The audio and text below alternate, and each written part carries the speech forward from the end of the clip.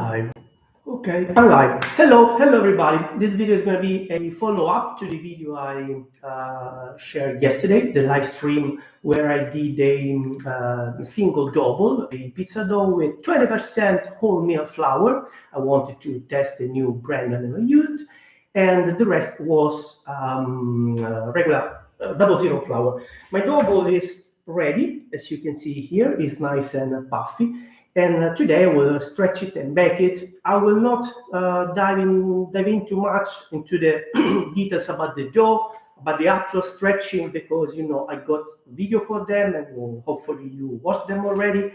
So I will just stretch it quickly. I'll make a simple margarita with tomato sauce and mozzarella. I won't talk about the recipe for tomato sauce because I got videos as well, but I will give you a few details on how I'm using my kitchen oven, the one at my back here, and on how to slide the pizza into the oven using, a pizza paddle. This is pretty cheap.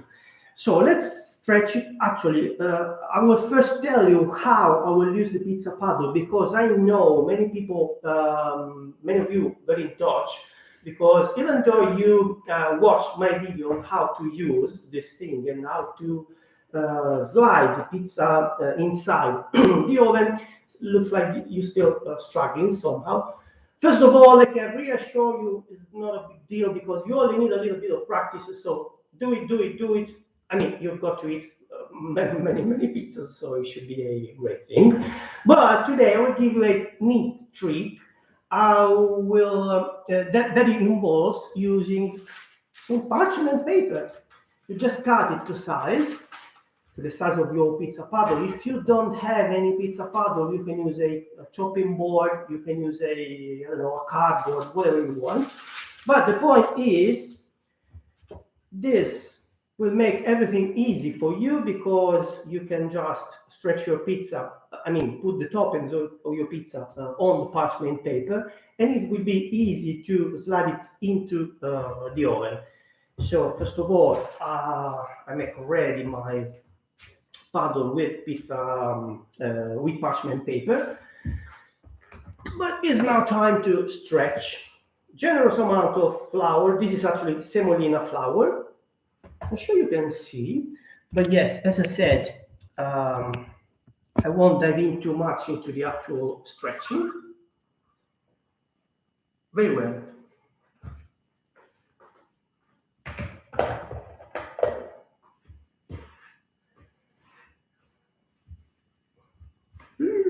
It's nice and soft. This new flour I bought doesn't give any problem, any issues. Very well. Let me get rid of this.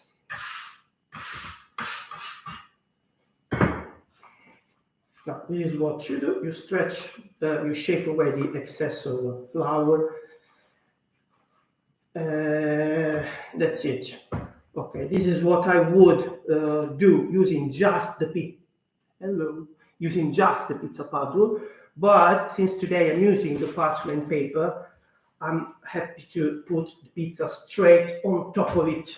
I will put it here so it's easier to see what am I doing. Oops, sorry.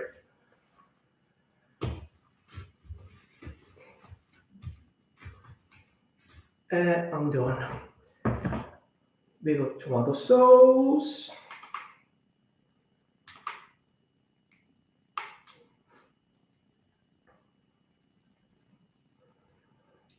We'll make a simple margarita, just tomato sauce and mozzarella, which I dried already. I cut it beforehand and put it in a strainer, so it lost the excess of water. Very well. So the pizza is basically ready. Let me make it a little bit bigger.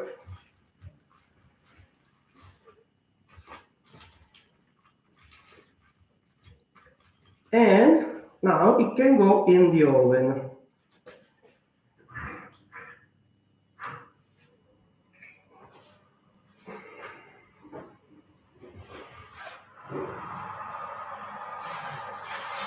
Mm. Okay, let me give you a few details on how I'm using the oven. You know, it's a regular kitchen oven, it's not a pizza oven. So you need to work out the exact way to cook just right the pizza. So first of all, you crank up the oven to its higher temperature. You know, the ticks on this knob, or the temperature knobs, uh, arrive up to 250 degrees, 250 Celsius, of course. And then there is another tick that says max temperature. So I reckon it should be around 260, 270 degrees. That's the temperature we want. Max temperature, it doesn't really matter how much higher. We need to make do with what we have in our kitchen first. Second, I'm using a baking steel. Uh, I can tell you if you want what baking steel I'm using. Leave me a comment and I will give you a link, because I don't want to share the actual images or graphics, etc. on YouTube, etc. The baking steel, it's on the upper shelf of my oven, which is around 9.5 centimeters from the top griddle, let's say almost 4 inches. So it's pretty close to the upper grill. And this is helpful because there is heat that comes straight from the top of the oven, especially because I turn on my broiler. If you are across the pond, we call it, I guess, just the upper grill in the oven. Unlucky enough, because I don't have to spin my pizza, because the griddle goes all around, and so I know after 3 minutes, more or less, sometimes even a little bit less, my pizza will be ready. Speaking of which, let me have a quick look.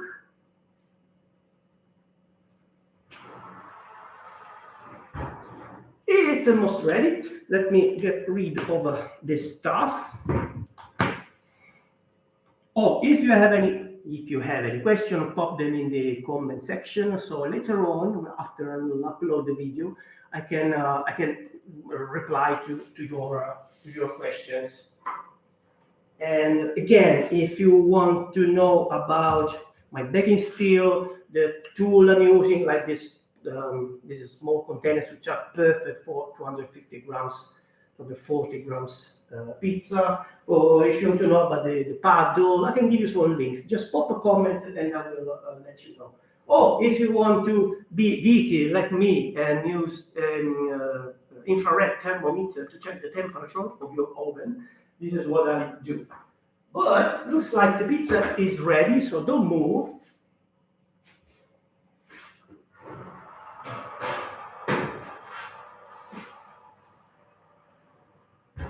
Ooh. Here it is. Well, not bad at all. It's the crust is darker than usual just because I used the wholemeal flour. Although it's just 20%, it's still, it shows. So let me take a picture for my Instagram profile. Not even sure I will share it, because I don't feel like sharing stuff on Instagram lately. It became like TikTok-esque kind of social media. Very well. And then let's see how is the inner structure of the cornicione. I know people likes to have a peek inside. Ooh.